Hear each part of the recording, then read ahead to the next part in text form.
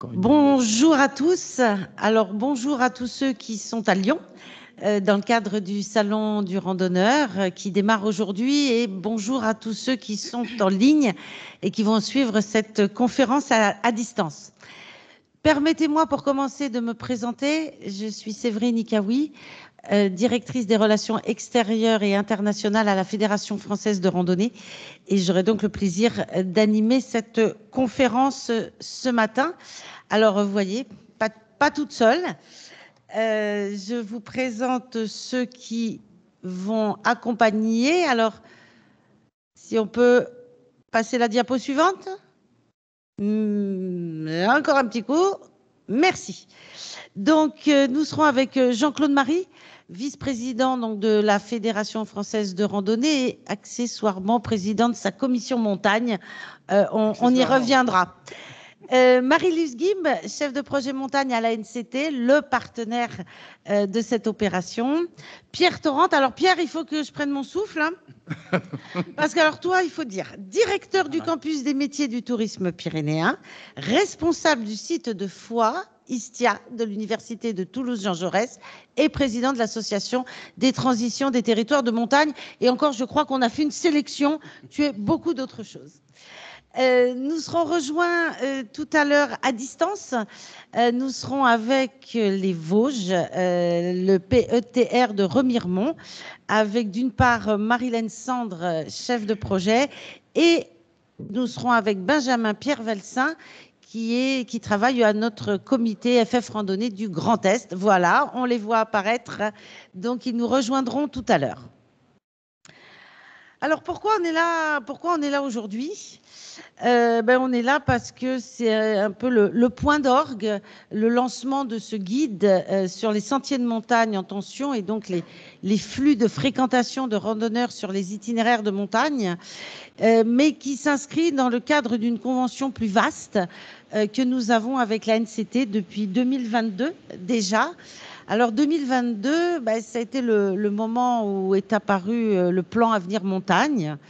Et donc, on s'est rencontrés à ce moment-là entre la fédération et la NCT, et a émergé ce sujet de la fréquentation, de l'impact de l'activité randonnée sur un milieu particulièrement fragile et fragilisé qu'est la montagne. Donc, on a construit ensemble un partenariat pluriannuel, hein, donc qui s'achève cette année en 2024, avec plusieurs volets.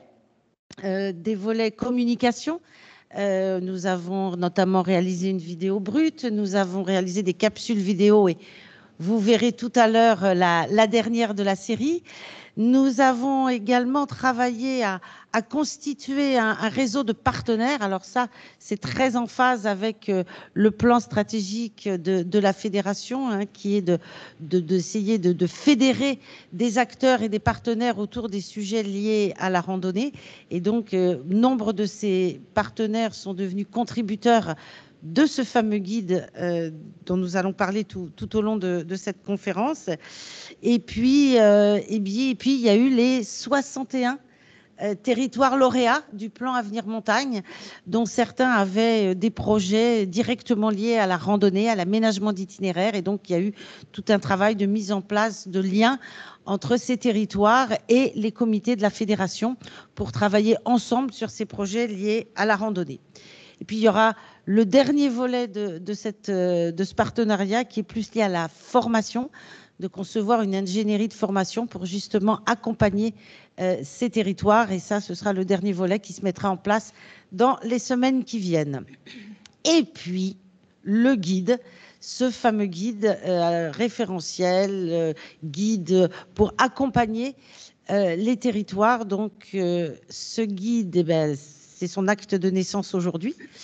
Il regroupe à la fois des réflexions, quelle vision ont les différents acteurs de cette notion de fréquentation, sachant qu'on a bien évacué le terme de surfréquentation, mais néanmoins de fréquentation.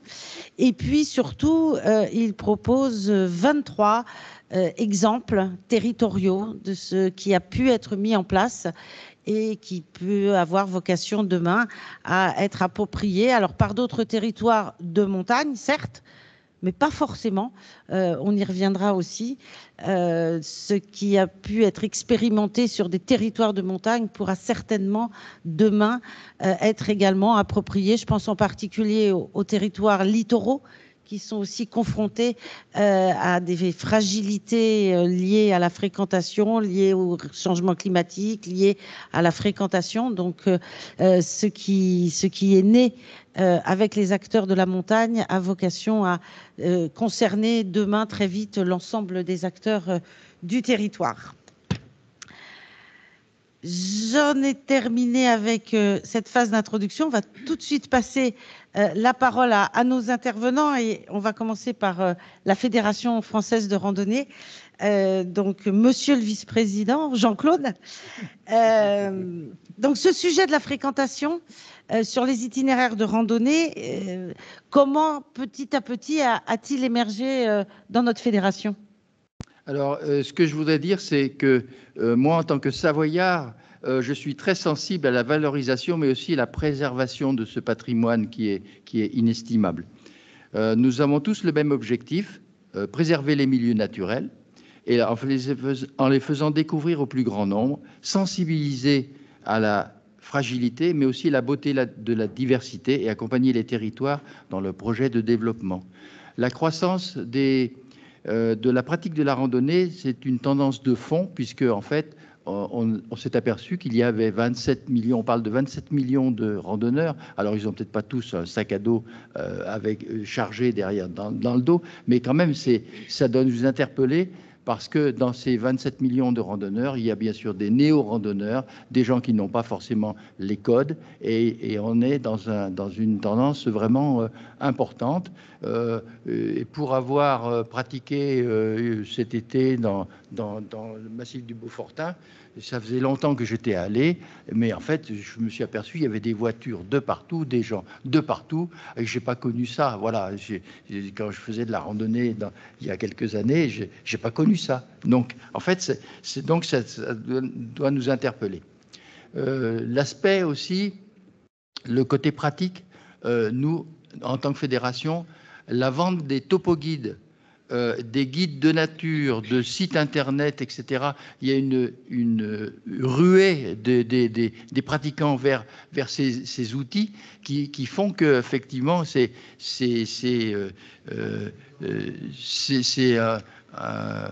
tous ces outils, c'est ça permet en fait aux gens de découvrir, de s'évader, parce que les gens ont redécouvert les territoires locaux. Les comités régionaux et départementaux qui sont en relation étroite avec les collectivités territoriales et les acteurs locaux de tourisme n'ont jamais été autant sollicités pour travailler en concertation, pour mettre en avant des nouveaux circuits de qualité, valorisés dans les nouveaux topoguides, dans Marando, nouvel outil fédéral. Voilà ce que je peux dire dans... Alors, comme je le disais tout à l'heure, le sujet de la fréquentation des itinéraires de randonnée, il a été attaqué par le prisme des milieux de la montagne. Alors, certes, j'ai évoqué tout à l'heure, on va dire, une raison circonstancielle. Hein. À un moment, effectivement, il y a eu un éclairage porté par une politique publique sur la montagne, via le plan Avenir Montagne. Mais au-delà de cette opportunité du moment, néanmoins, pourquoi la fédération, pourquoi la commission montagne, voilà, pourquoi la montagne d'abord s'est emparée de ce sujet? Eh bien, déjà, il faut savoir quand même que la montagne représente 30% du territoire français. Donc, c'est un lieu de randonnée privilégié, sensible, qui fait rêver. Donc, en fait, depuis très longtemps, on a des topoguides. Le premier topoguide, je crois, me rappelait... Non, c'est toi qui me l'as rappelé. Tour du Mont Blanc, 1951. 1951.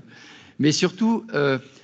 c'est un territoire qui est fragilisé avec les changements climatiques, avec un milieu naturel qui évolue rapidement. Donc, il faut absolument travailler en liaison avec les territoires pour les aider à faire accompagner cette transition. Le lancement du plan Avenir Montagne a été un élément déclencheur dans lequel donc on s'inscrit. Et ce guide qui croise les regards d'une trentaine de partenaires avec 23 initiatives de territoire de montagne a vocation de devenir un référentiel pour l'ensemble de ces territoires. Je pense que c'est important de le souligner. C'est certainement un point de départ qu'on sera amené, j'espère, à continuer. Alors, ce guide, on en parle. Vous l'aurez à la sortie de cette conférence, et pour ceux qui sont en ligne, ils pourront également télécharger sa version numérique. Alors, Jean-Claude, allez, en quelques mots, pour nous donner envie de l'ouvrir et de le lire, peux-tu nous raconter ce qu'on va y trouver et en quoi ce qu'on va y trouver peut permettre d'agir aujourd'hui et peut-être demain, à la fois, encore une fois, dans les milieux montagne, voire ailleurs sur le territoire? Alors, je ne sais pas si je vais sans doute pas parcourir ce guide. On n'y arriverait pas. Long et fastidieux. Je vais vous endormir. C'est pas ça. Non, je voudrais rappeler quand même que quand on parle de surfréquentation ou de fréquentation, il faut se méfier en fait des mots. Et en fait, au-delà de ces mots, souvent on met en avance des termes qu'on ne maîtrise pas forcément. Et quand on parle de surfréquentation, il faut objectiver les observations parce qu'il y a effectivement de temps en temps des anomalies qu'il faut traiter, mais ce n'est pas un sujet trop général. Je crois qu'il faut accompagner aussi les gens dans leur pratique et dans le respect du milieu qu'ils n'ont pas forcément, ils n'ont pas tout à fait les codes. Et nous, on a commencé, je vais parler de trois cas qui me semblent importants déjà dans les virages pour illustrer les propos on essaye de réorienter les choses au niveau de la pratique. 3 cas qui me semblent importants de mettre en avant. Les topoguides et les topocartes, ce sont des outils qui sont connus du grand public, etc. Voilà. Et en fait, on a déjà commencé à amorcer la réorientation de ces topoguides et topocartes en mettant l'accent sur des zones qui sont moins fréquentées, en sortant un petit peu des sentiers battus. Et je pense que ça, c'est important. C'est un travail de fond qu'on a déjà commencé en concertation avec les territoires. Ce n'est pas toujours ciblé vraiment sur les lauréats, parce qu'on n'a pas toujours su, on a fait ça des fois dans nos habitudes, et voilà. Mais en fait, c'est un vrai travail de fond qui a été fait déjà en 2023. Ça, c'est un premier exemple.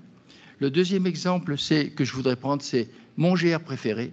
Jusqu'à présent, quand on faisait le concours Mon GR préféré, on avait tendance à se dire quel est le plus beau GR, etc. Et évidemment, on prenait le GR20, les plus connus. On prenait le GR34, les plus connus. Et en fait, depuis cette année, on a dit on va faire découvrir les GR secrets, les GR non connus. Et c'est des pépites. C'est vraiment des endroits qui sont extrêmement intéressants. Donc, c'est déjà une orientation importante. Et puis, le dernier exemple que je voudrais prendre, c'est l'exemple de la Corse, qui est pas dans le territoire. Si. Ah, si. Mais pas. Pardon. Qui a un comité de massif, mais qui n'a pas de commissariat. Ah, d'accord. Donc, la Corse, en fait, ça a été un peu long à venir, mais on a mis pratiquement au moins 3 ans, à travailler avec les collectivités de Corse, qui étaient confrontés, bien sûr, il y a le GR20 qui est surfréquenté, et on le connaît, etc. Et ils ont des tas de choses intéressantes en dehors du GR20. Donc, on a travaillé avec eux et on a mis en avant, dans Marando, des circuits alternatifs qui n'étaient pas connus, peu connus. On a travaillé avec eux et maintenant, vous avez dans Marando des circuits qui sont intéressants. Alors, c'est 3 exemples que je voulais vous citer qui sont une façon d'amorcer, d'aider les collectivités à réorienter un peu les pratiques. Ça me paraît important. Et puis, pour revenir au guide, je ne vais surtout pas le dérouler. Je vais simplement dire que au-delà de cette présentation, il va y avoir une journée comment il faut l'appeler, accompagnement, information, formation, je ne sais pas, pour les lauréats qu'on va organiser prochainement et qui reste avant l'été pour essayer d'accompagner les lauréats pour s'approprier l'ensemble des recettes, ce document qui fait 110 pages à peu près. Il faut pouvoir le digérer. Les gens alors on va les aider à l'intégrer. On va organiser donc un séminaire pour ça. Merci Jean-Claude. Alors, je me tourne maintenant vers Marie-Luce Guimbe. Donc, Madame ANCT aujourd'hui avec nous. Peut-être, Marie-Luce, recontextualiser bien sûr ce guide et l'ensemble des actions que nous évoquons dans ce fameux plan Avenir Montagne. Oui, bien sûr. Donc, le plan Avenir Montagne est né en 2021 de deux conjonctions. On était dans les suites de la période Covid, des aides importantes qui avaient été données aux entreprises, notamment touristiques, suite aux arrêts des activités. C'était aussi une prise de conscience des enjeux du changement climatique. Et le gouvernement a alors choisi de proposer un programme de 14 mesures, dont ce qu'on appelle le programme Avenir Montagne. Et ce programme est mis en place avec la Banque des Territoires, avec plusieurs volets lui-même, un volet investissement, un volet mobilité, un volet rénovation de l'immobilier de loisirs, et puis le dernier volet ingénierie qui nous intéresse aujourd'hui. Et c'est dans ce cadre-là que s'est inscrite la convention entre l'ANCT et la Fédération française de randonnée. C'est un programme sur lequel on finance des chefs de projet et on finance des accompagnements, une offre de services avec une vingtaine de partenaires. Et donc, c'est en appui de 61 territoires lauréats qui ont été choisis à cette époque-là et qui représentent, malgré tout, 30% des communes de montagne. Donc, ça peut paraître 61, peut paraître petit, mais c'est quand même 30% du territoire de montagne. Et je tiens à rappeler que le territoire de montagne en France, il va des Alpes jusqu'à La Réunion, et donc des territoires très diversifiés. Alors, donc on voit bien que ce plan Avenir Montagne, on va dire embrassé large par rapport aux différentes thématiques qu'il porte et qui a déclenché l'accompagnement des territoires. Et donc, cette question de la fréquentation, de la gestion des flux dans ces territoires, et évidemment, plus particulièrement sur les itinéraires de randonnée qui nous intéressent aujourd'hui. Donc, comment la NCT a pris la mesure et a accompagné cette notion spécifique de fréquentation? Alors, la fréquentation, elle est travaillée effectivement aussi aujourd'hui avec un plan national lancé par Olivia Grégoire. L'année dernière, oui. Voilà, avec qui on travaille en tout cas, on travaille avec ses services sur ces sujets-là. La montagne, elle a le privilège, avec la loi montagne, de pouvoir faire de l'expérimentation. Donc, c'est peut-être un petit peu comme ça qu'on est venu sur ces sujets-là. Le sujet de la fréquentation, il est venu parce qu'on s'est rendu compte qu'on avait des territoires certains territoires demandaient à attirer du tourisme, d'autres demandaient à travailler sur la transition. Calmer le jeu. Ou sur la transition, et puis d'autres, effectivement, les derniers souhaitaient travailler sur la répartition des flux.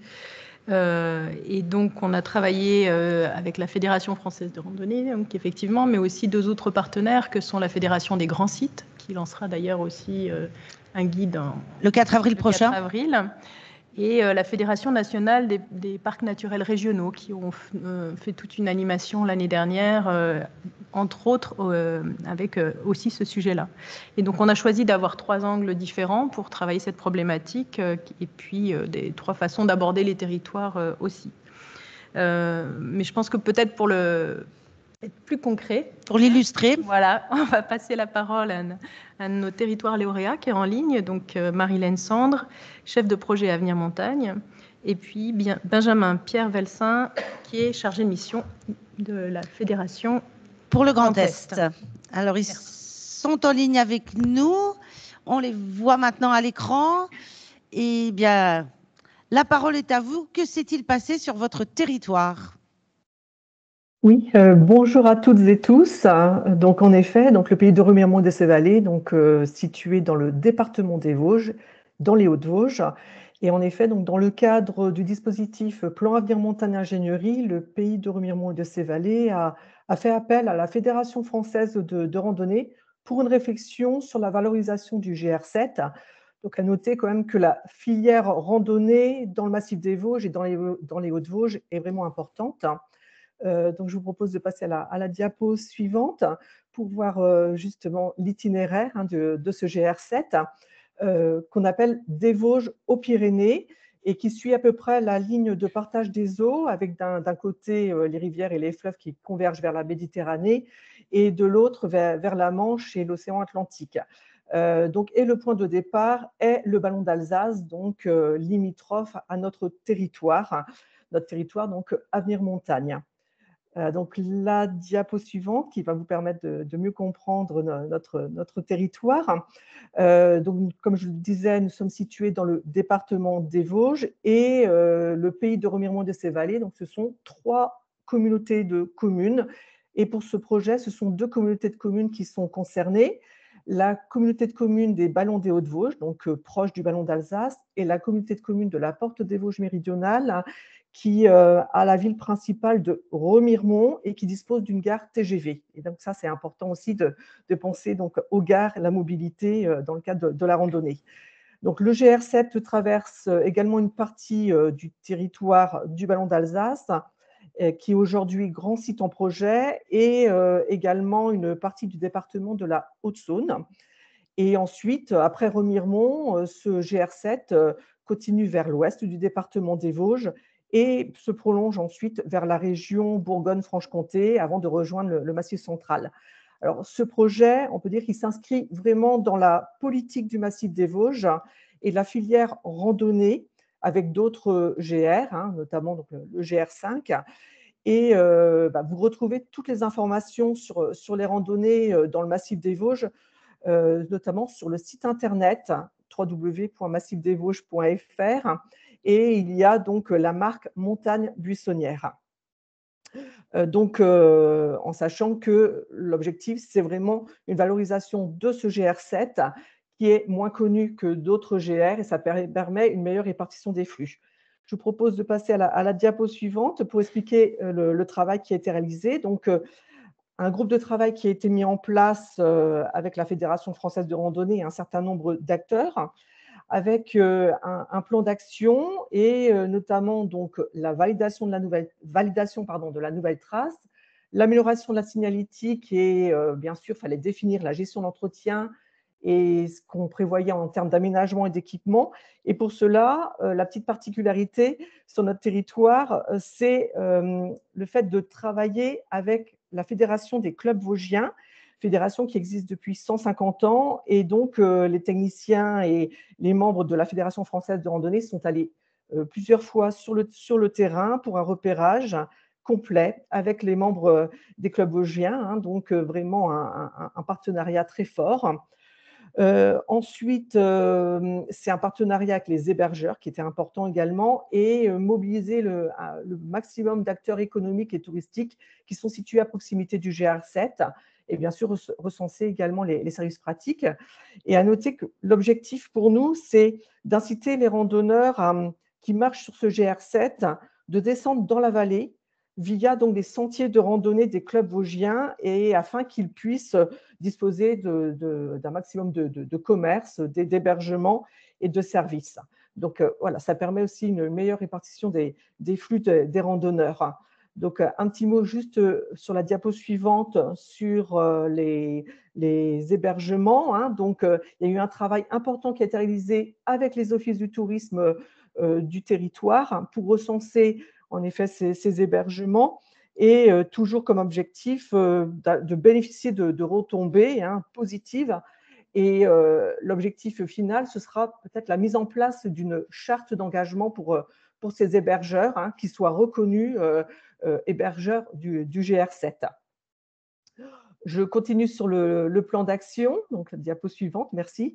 Nous avons pensé bien sûr à la valorisation des produits locaux et des circuits courts, et pour cela, nous avons un partenariat avec la Chambre d'agriculture des Vosges, qui va bien nous aider à mettre en partenariat donc, les producteurs locaux.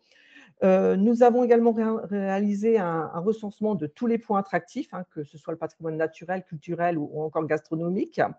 Et ces éléments vont bien sûr nous servir à réaliser des panneaux d'information et des illustrations tout au long du parcours. La partie, tout ce qui est services, transport, bagages est également étudiée pour faciliter vraiment l'accessibilité et les services.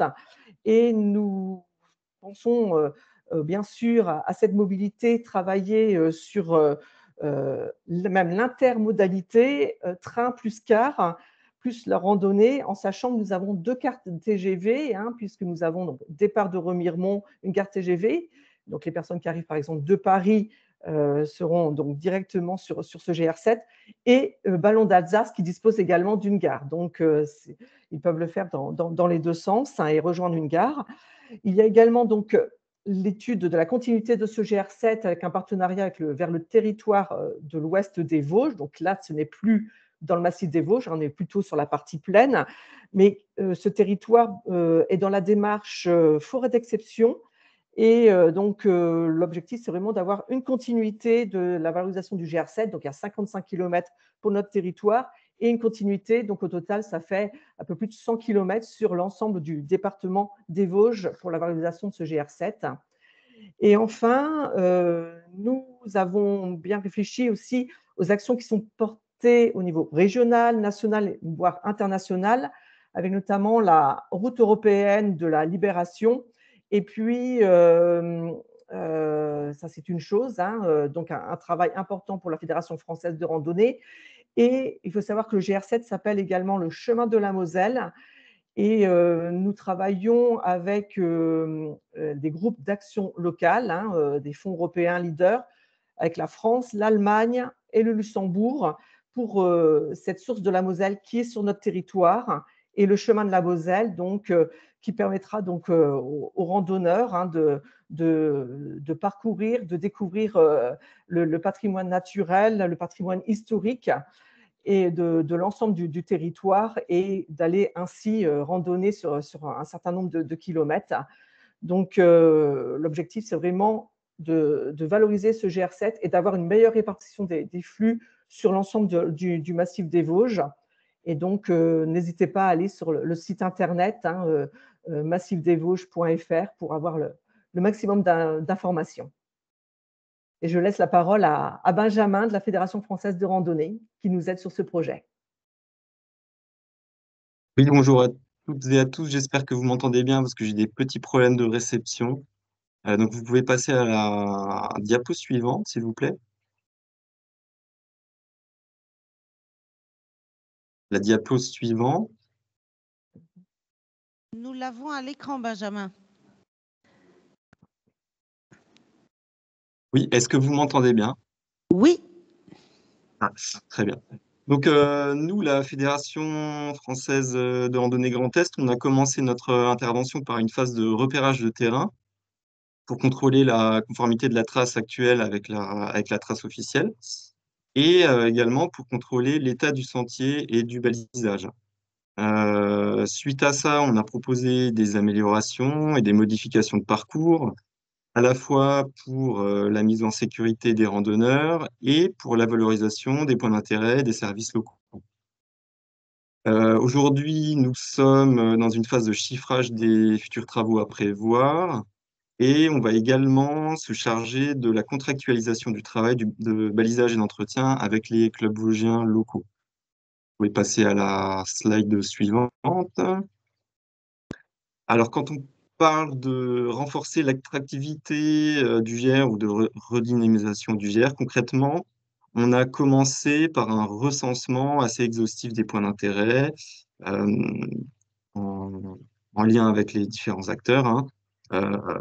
Ces points d'intérêt, ça peut être des, des points naturels, culturels, ou encore des gares et des arrêts de bus et des services. Ces points d'intérêt vont ensuite être valorisés par la pose de signalétique à des endroits stratégiques. Et en parallèle, on va totalement rebaliser le GR pour uniformiser le balisage sur la totalité du parcours en question. parce que sur notre territoire, donc, on a la présence du club vosgien et ça nécessite un travail de réharmonisation. Et enfin, dans un autre temps, on va participer à la création d'une carte touristique sur l'ensemble du territoire vosgien traversé par le GR. Diapo suivante, s'il vous plaît. Ah. Alors, ici, vous avez les 3 principales modifications de tracé. Rapidement, hein. Donc, en haut, une modification pour passer par la gare de Remillemont, ce qui nous semblait évidemment indispensable. À gauche, une modification pour éviter une route dangereuse et à droite, pour valoriser un paysage plus attractif. Et enfin, dernière diapo. Merci. Enfin, ici, vous avez le recensement détaillé de tous les panneaux de valorisation qui ont été prévus d'être posés sur l'itinéraire. Et enfin, je voulais faire une dernière remarque sur la thématique du jour. Évidemment, dans toutes nos initiatives, on va intégrer la problématique de la sensibilité des milieux montagnards, à savoir, entre autres, limiter au maximum l'impact paysager de nos aménagements, éviter le piétinement des milieux fragiles comme les hauts-de-chaume, qui sont des milieux ouverts d'altitude. Et enfin, on fera attention aux problématiques d'érosion. Eh bien, merci beaucoup à tous les deux pour cette illustration de ce qui peut être engagé sur un territoire en partenariat entre une collectivité, un acteur touristique et puis un comité de la fédération. Je vous invite maintenant à changer de massif, de partir du côté des Pyrénées, plus précisément des Pyrénées-Orientales, où a été tournée donc la dernière vidéo comprise dans ce fameux partenariat pour donc valoriser une initiative locale. Et donc là, nous sommes du côté du lac des Bouillouzes. Et donc, je vous invite à découvrir cette vidéo. C'est parti du côté de la technique.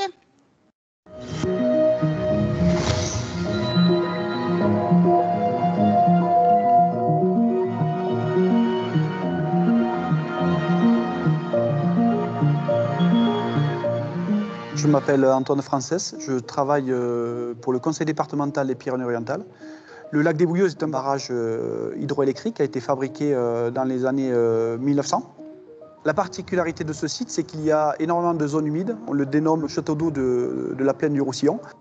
Le site est classé depuis 1976 au titre des paysages. Une biodiversité très riche qu'il est nécessaire de protéger. C'est un site qui est très fréquenté depuis de très nombreuses années. Les comptages ont montré des journées à plus de 2000 voitures par jour sur un espace naturel. Les prairies d'altitude étaient saccagées par la fréquentation automobile. De nombreuses études ont montré qu'il fallait réguler cette fréquentation et en 2000, le département s'est porté candidat pour assurer la gestion de ces flux-là. L'idée du projet, c'était que sur les périodes de forte fréquentation, on limite le nombre de véhicules qui accèdent au site en externalisant les zones de stationnement hors site classé sur des zones moins fragiles et moins impactées. L'aménagement principal du site est le parking du Plat de Barès avec les bâtiments et les zones techniques. L'aménagement se situe à 10 km du barrage. Sur les périodes estivales, c'est un système de navette qui permet de se rendre sur le site. On a dimensionné un parking de 600 places qui permet d'absorber à peu près le nombre de véhicules sur les journées de forte fréquentation. On a les bâtiments d'accueil, billetterie, les locaux techniques et les locaux administratifs. Tout est centré sur ce secteur. Pour tous les aménagements, que ce soit les containers poubelles ou les aménagements d'hiver, tout est masqué avec du bardage bois pour que ça s'intègre au mieux dans le paysage. Et les pièces un petit peu maîtresses qui sont liées au transport, c'est les abribus qui ont été réalisés en acier corten et qui s'intègrent parfaitement également aussi dans le paysage. Pour l'aménagement des sanitaires, le choix s'est porté sur des toilettes sèches qui fonctionnent au lombricompostage. Et c'est un système qui fonctionne très très bien, ça demande très peu d'entretien. Et l'avantage aussi de ces aménagements, c'est qu'ils servent d'outils pédagogiques à la préservation de l'eau, notamment pour les plus jeunes.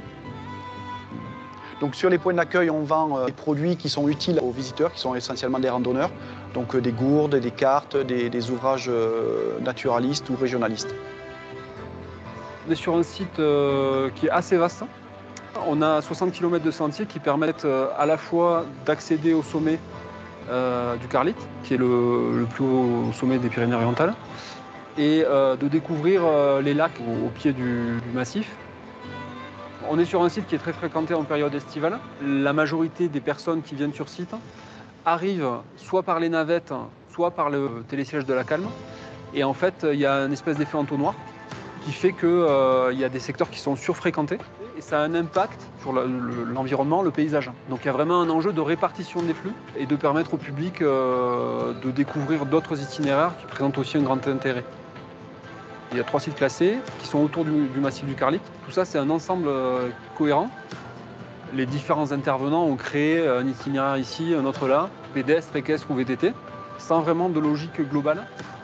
Actuellement, on est en train de travailler à une requalification de l'ensemble du maillage de sentier. Concrètement, plutôt que d'avoir différents supports, on va en avoir qu'un seul, qui sera à une échelle plus large que le simple site des Bouillous. Lors de sa mise en place, ce projet était un projet pilote et innovant, puisque c'est un des premiers sites à être géré de cette façon. Grâce à cette opération, on peut vraiment parler de tourisme durable à l'échelle du massif, puisque sa régulation permet de le protéger tout en continuant à le laisser libre d'accès.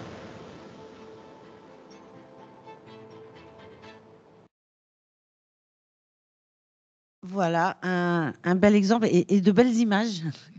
Ça donne envie d'y aller dans les Pyrénées. Alors justement, les Pyrénées.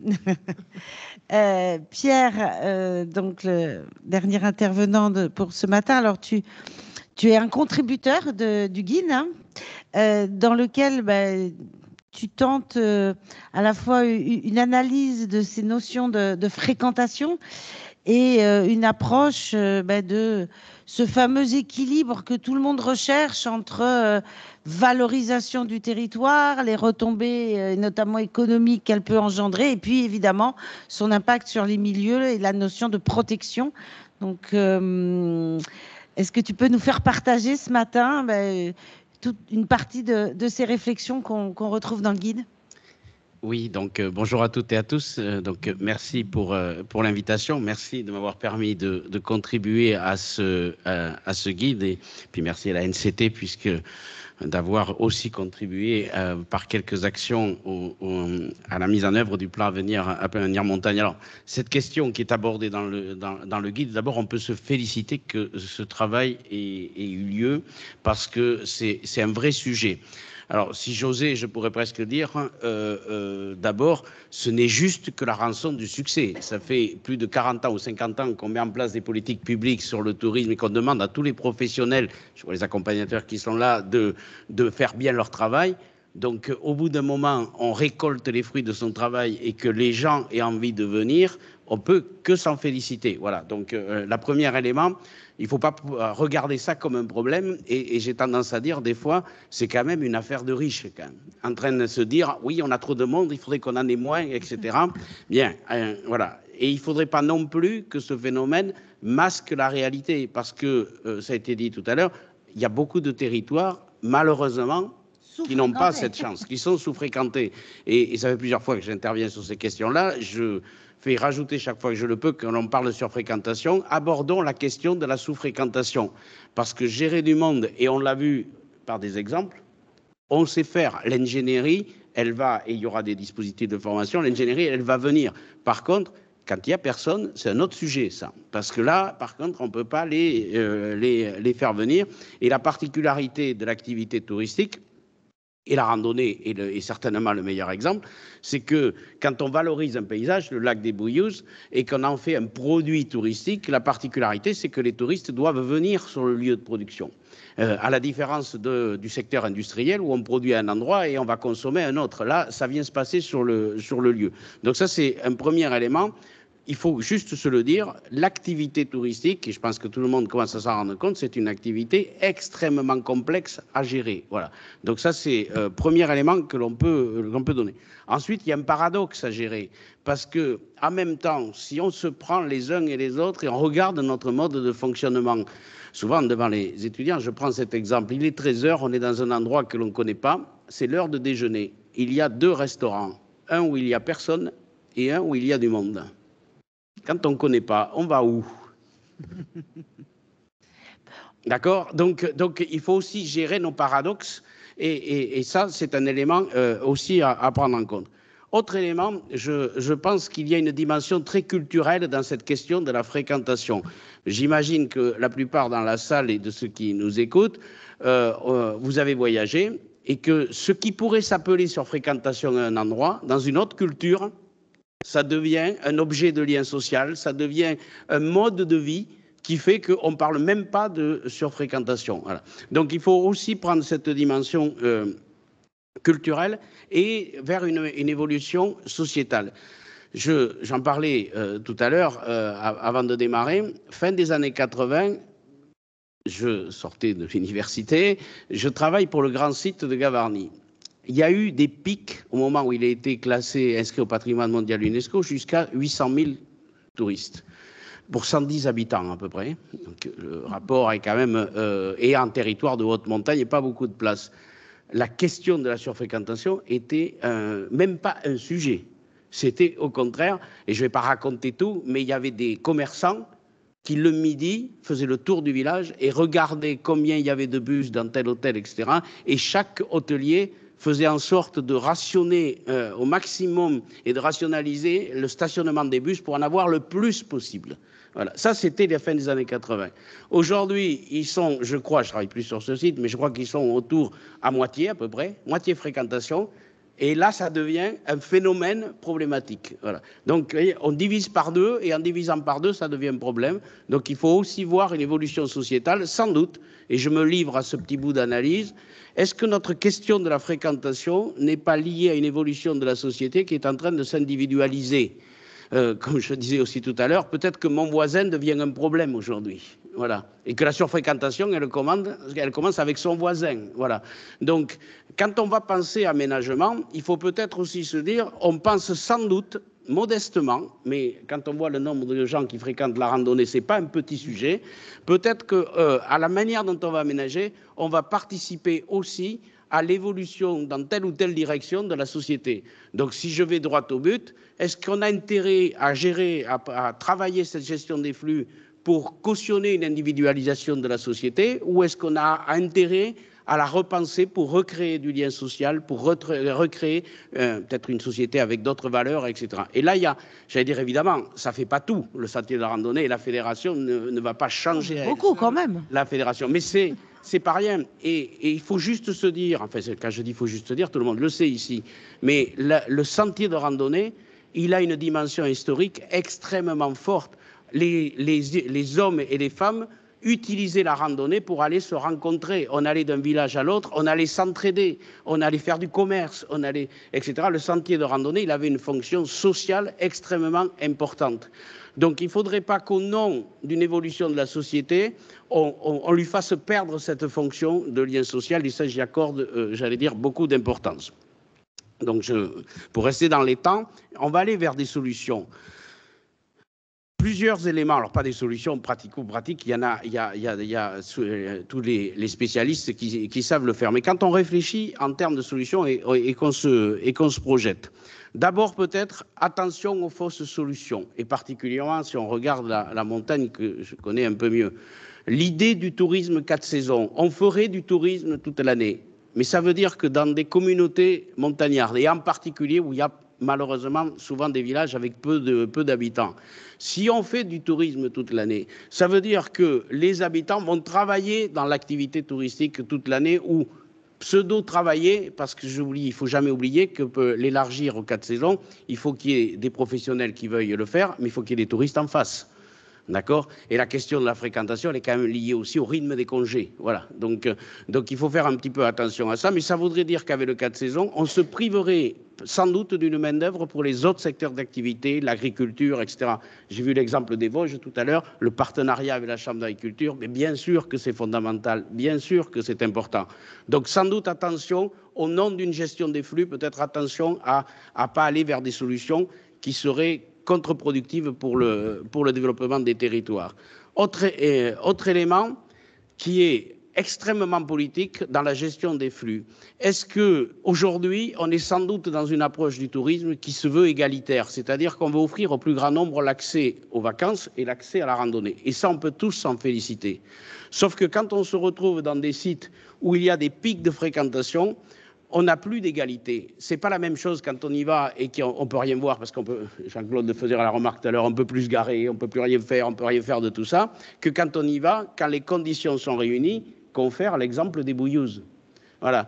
Donc ça veut dire qu'il faudra sans doute basculer dans la réflexion sur la gestion des flux d'un tourisme qui se veut égalitaire à un tourisme qui se veut équitable. C'est-à-dire que j'offre à chacun la possibilité de voir le même paysage dans les mêmes conditions, et c'est comme ça qu'on respectera la biodiversité, c'est comme ça qu'on recréera du lien social, et ça me paraît extrêmement important. Et dernier point, c'est sans doute que la gestion des flux, elle doit passer d'un outil d'aménagement à sans doute une composante de production touristique et sans doute aller beaucoup plus loin vers une composante du développement des territoires. Je m'explique. La gestion des flux, telle qu'on l'a vu sur le lac des Bouilleuses, mais il y a d'autres exemples, qu'est-ce qui se passe? Ça veut dire qu'on met en scène le fait qu'on ne va pas sur le site comme on veut, quand on veut, mais on y va comme le site a décidé de nous le faire voir et quand le site a décidé d'ouvrir sa barrière ou de ne pas l'ouvrir. Ça veut dire qu'on va sacraliser le lieu qui va nécessiter et qui va faire comprendre aux touristes qu'il faut le respecter, et ça, c'est générateur de valeur ajoutée. Et ça s'accompagne de produits de qualité qu'on peut acheter quand on consomme, etc. Il va falloir intégrer cette gestion des flux vraiment comme une composante produit, et ça me paraît extrêmement important. Donc on voit bien, attention, la gestion des flux, ce n'est pas simplement de l'aménagement, c'est vraiment un outil de développement, c'est un outil politique au sens le plus noble du terme, et je trouve que c'est une excellente opportunité que d'être confronté à quelques difficultés de gestion de flux, parce que ça nous fait réfléchir différemment le tourisme, et je pense qu'on est en train de rentrer dans l'âge de maturité de l'ingénierie du tourisme, qui commence à comprendre le système complexe qu'est l'activité touristique, et il me semble qu'avoir feuilleté tout à l'heure, puisque j'ai contribué, mais je n'avais pas tout vu, le guide, il me semble qu'il y a des réponses extrêmement intéressantes, et j'espère qu'il sera diffusé et utilisé au maximum. Merci Pierre. Peut-être un temps d'échange. Alors on va commencer par ceux qui sont présents dans la salle à Lyon. Est-ce que parmi vous, il y en a qui souhaitent alors soit poser des questions aux intervenants qui sont là, soit aussi témoigner d'expériences ou d'initiatives qu'ils ont pu mener sur leur territoire, sur cette thématique? Pas spécialement. Si. Le micro arrive. Là, devant. Alors, en se présentant avant, merci. Je suis Laurent Caron, vice-président national des accompagnateurs en montagne. Et sur mon territoire, donc, moi j'officie dans les Vosges, dans le département des Vosges, pour limiter la surfréquentation de certains parkings sur la route des Crêtes. On a mis en place des navettes à titre privé de cars pour que les gens des vallées puissent monter dedans pour faire nos activités, pour limiter le nombre de voitures qu'on pourrait avoir. Voilà. La fameuse gestion des voitures et des parkings, vous verrez qu'on la retrouve à différents endroits. Le très court, mais voilà. C'est une expérimentation qu'on voulait mettre en œuvre, et il y a aussi un collègue qui l'a fait sur la vallée de la Bresse, et moi je l'ai fait sur la vallée de Gérardmer, pour rejoindre quasiment le même endroit où on travaille sur le même secteur. Marilus ? Et je vous confirme qu'on a aussi, dans le cadre du plan Avenir Montagne, donc un volet mobilité. On a plusieurs partenaires, donc ce n'est pas les mêmes territoires qu'ingénierie, forcément, c'est d'autres territoires. Et donc, on a aussi un projet sur les crêtes. Mais on a plusieurs territoires qui ont utilisé cet outil pour expérimenter. Et aujourd'hui, vous avez, à travers le Fonds vert, il y a une ligne mobilité rurale qui peut encore être utilisée pour expérimenter ce genre de navette. Ici, Romain Buteau de l'AFF Randonnée Auvergne-Rhône-Alpes. Moi, c'était juste pour témoigner et ça conforte les propos qui ont été tenus en début de séance. Nous, on a la chance en Auvergne-Rhône-Alpes, on a un réseau extrêmement riche et dense de GR et GR de pays balisés par les bénévoles de l'AFF Randonnée. Et du coup, on a décidé de sortir un catalogue de 38 micro-aventures dans lequel on propose des idées de 2 à 5 jours de randonnée itinérante. Et ce qu'on a fait justement, c'est on a mis en avant les itinéraires moins connus de la région et qui ont pourtant tout autant d'atouts que le Tour de Mont-Blanc, le Stevenson ou le Saint-Jacques-de-Compostelle. Et en plus, pour éviter la surfréquentation, on a aussi sélectionné uniquement des courtes tronçons d'itinérance qui sont accessibles en transport en commun, que ce soit au point de départ ou au point de retour sur le réseau TER Auvergne-Rhône-Alpes. Merci. Est-ce qu'il y a d'autres souhaits de prise de parole? Ah oui, des mains se lèvent.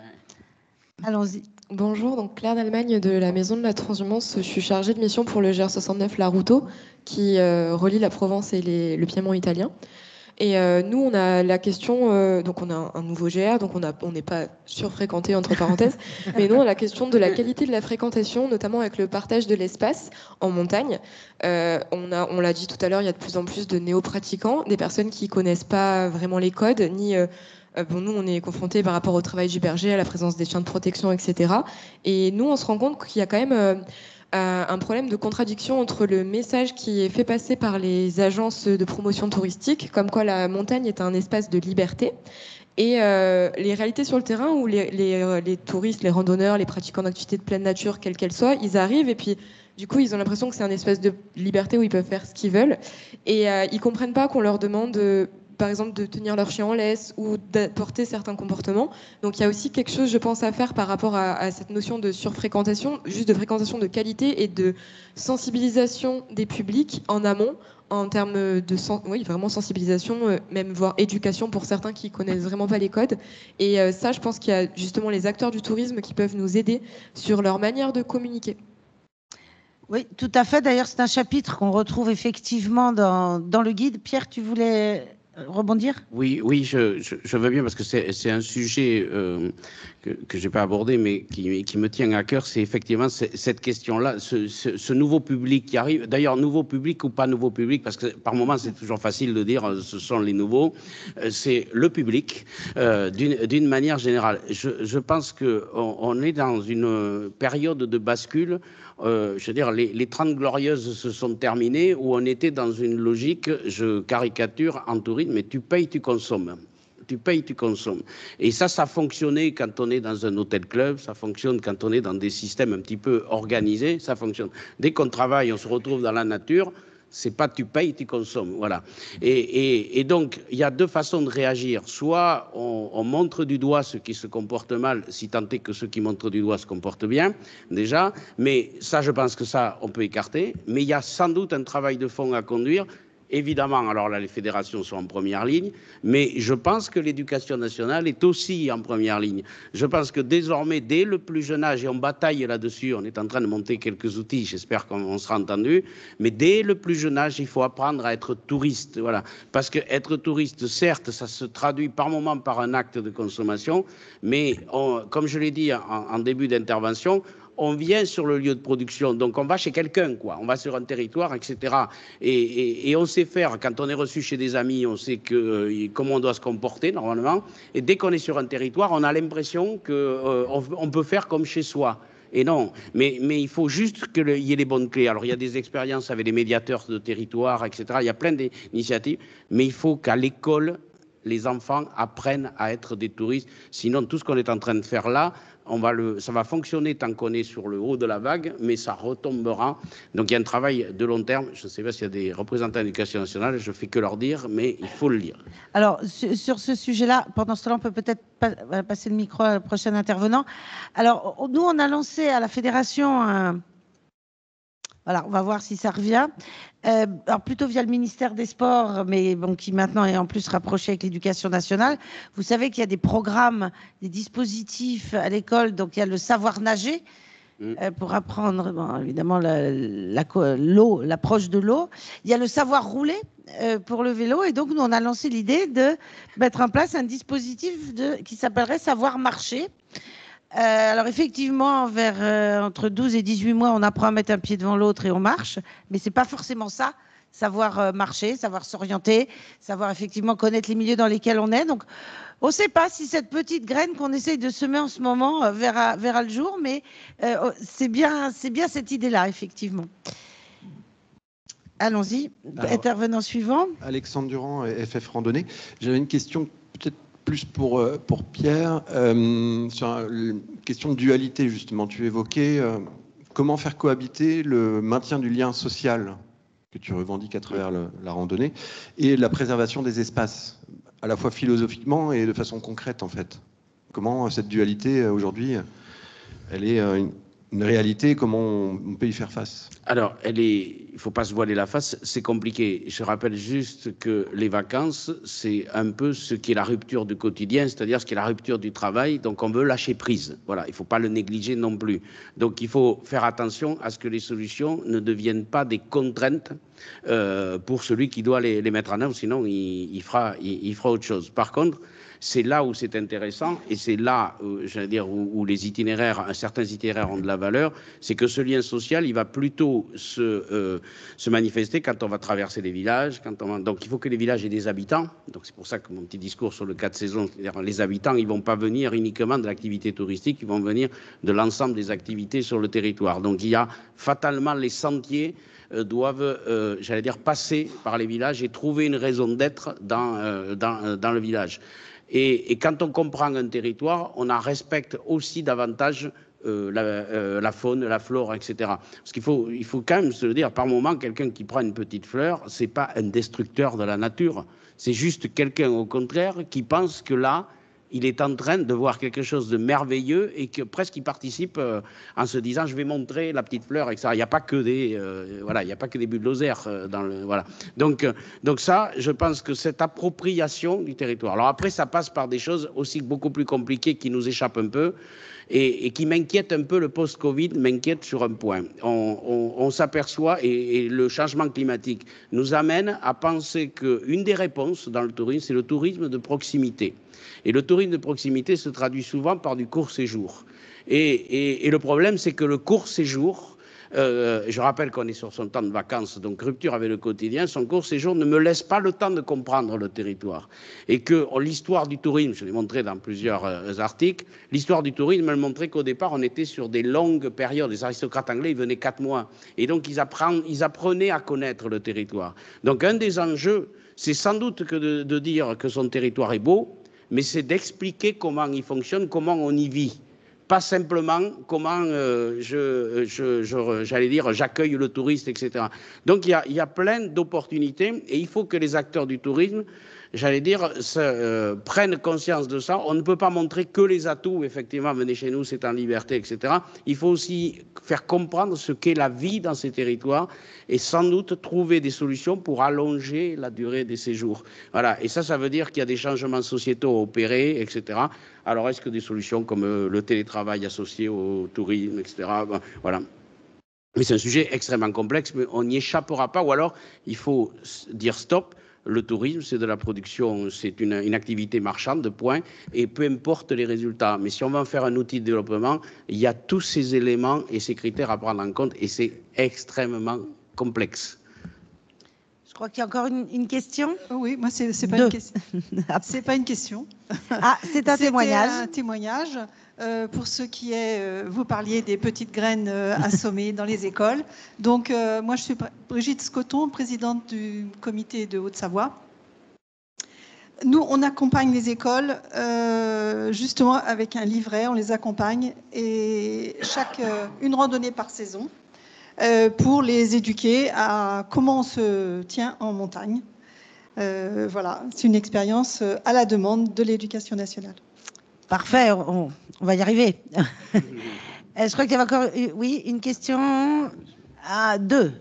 Alors, c'est juste un témoignage. Alain Langelès, chef de projet Avenir Montagne, et qui a la chance de travailler sur ce programme et encore prolongé pour 2 ans pour les grandes traversées du Jura et l'association Espace Nordique Jurassien. Et sur la fréquentation, donc moi ça a été le domaine, alors c'est un peu particulier parce que moi je suis à l'échelle du massif et pas sur des territoires précisément. Les grandes traversées du Jura, c'est cet itinéraire déjà qui s'appuie sur les GR 5 et 9. Et effectivement, la problématique était la micro-aventure, vous en avez parlé, et le développement des pratiques de bivouac dites sauvages et d'itinérance qui sont liées à l'itinérance et à la randonnée, et quel que soit le type de randonnée. Et donc l'initiative a été en tout cas c'est une expérimentation qui prend du temps parce qu'il faut trouver les territoires, mais c'est aussi d'apporter des réponses pour plutôt que d'interdire, de plutôt encadrer, puisque effectivement c'est important aussi qu'on puisse découvrir tous les territoires.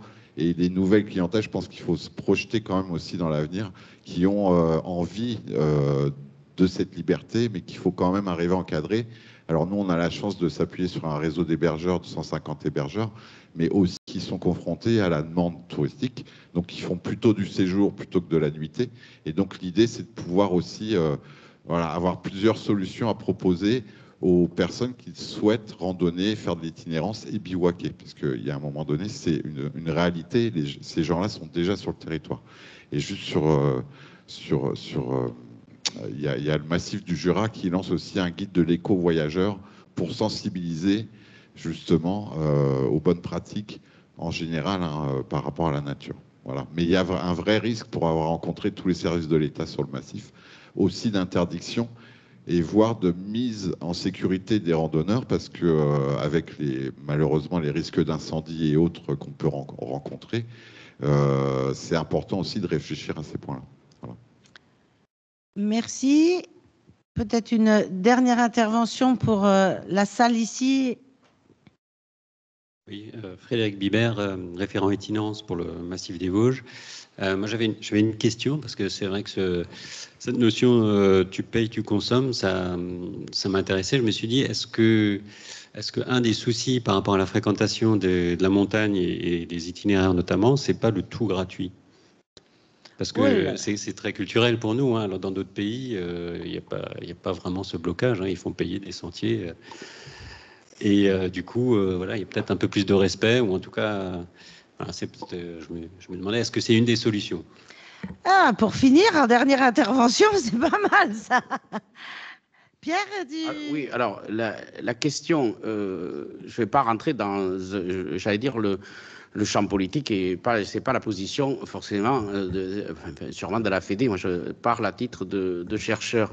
La question de la gratuité, moi, je suis... si on regarde les choses en face, si on veut aller vraiment vers du développement durable, le développement durable, ça a un coût. Ça ne vaut pas que pour le tourisme. Hein.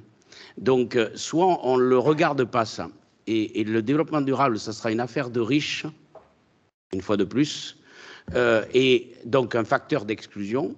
Soit on considère qu'effectivement ça a un coût, et ça veut dire, et en particulier en tourisme, il me semble que dans les éléments que l'on est en train de voir aujourd'hui, il y a un enjeu considérable, c'est de remettre au goût du jour ce que l'on a pu appeler le tourisme social. C'est-à-dire pour permettre à tout un chacun de pouvoir accéder quelque part, même si ça a un coût. Parce qu'effectivement, sinon, ça pose la question, les territoires et les acteurs ont des charges par moment, et il n'y a pas de recettes en face, donc il n'y a pas forcément de réalité économique. Mais donc... il faut absolument avoir une vraie politique sociale, sinon le développement durable va être un facteur d'exclusion. Et la gestion des flux, le parking payant, etc., bien, il est payant et il est utile pour ceux qui peuvent payer, il exclut pour ceux qui ne peuvent pas payer. Voilà. Donc là, il y a un vrai chantier à conduire.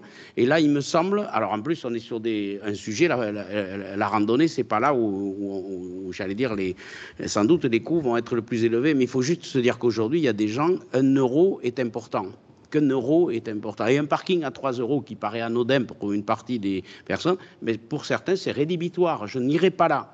Et donc, ce qui en plus va se passer, c'est que si on ne prend pas cette question en compte, on le voit, mais on va préserver un endroit en régulant les flux, et notamment avec un parking, sans doute avec un accès payant, et ceux qui ne peuvent pas payer vont sur une partie qui ne l'est pas.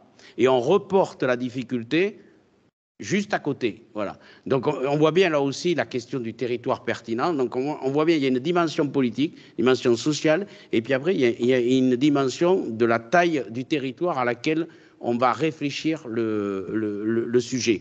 Et là, l'avantage d'une structure comme la fédération, c'est qu'elle est nationale, donc elle peut étendre autant que faire se peut, et où sont les bassins sur lesquels on va réfléchir ces régulations. Mais je pense qu'il ne faut pas avoir peur de faire payer si on a des mesures compensatoires à côté. Voilà. Merci Pierre. Alors, nous avions des participants donc à distance que nous avons invités pendant la conférence à éventuellement poser des questions. Alors, je me tourne vers Anne qui a surveillé tout ça pendant 1 heure. Pas de questions particulières Non, pas de questions, des commentaires voilà, sur la richesse des interventions et des félicitations.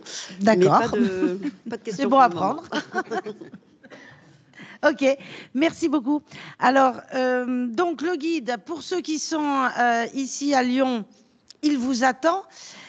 Pour ceux qui sont en ligne, alors il sera d'une part téléchargeable sur le site de la fédération ffrandonnée.fr à partir du début de la semaine prochaine.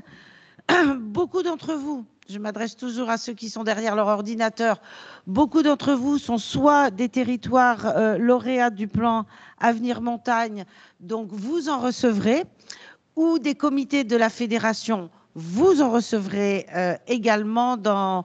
Allez, on va dire dans les deux prochaines semaines, tant qu'on les envoie. Alors, c'est pareil, pour ceux qui sont dans la salle, on va vous inviter à boire un coup et grignoter quelque chose. Pour ceux qui sont à distance, tant pis. On vous souhaite bon appétit. On vous souhaite bon appétit néanmoins. Et puis, pour ceux là aussi qui sont à Lyon, eh bien, nous vous souhaitons un bon salon. Un beau salon. N'oubliez pas de passer sur le stand du comité régional Aura de la Fédération française de randonnée, mais normalement, vous ne pouvez pas le louper. Il est au fond. Et puis là, je continue à faire un peu plus fédéral. Mais ils y sont tous. Oui, il y a les Vosges aussi. J'en ai vu d'autres. Enfin, au fond de l'allée, c'est quand même la Fédé. Qui organisera aussi une conférence sur l'espace conférence cet après-midi à 15h15, notamment sur les produits numériques, les données, les applis, tout ça, qui sont aussi des outils au service du sujet qui nous a réunis ce matin. Et pour les plus courageux, même s'il semble qu'il fasse moins beau demain, vous pourrez vous essayer au fast hiking dans le parc de la Tête d'Or. Merci à tous et bon après-midi, bon salon.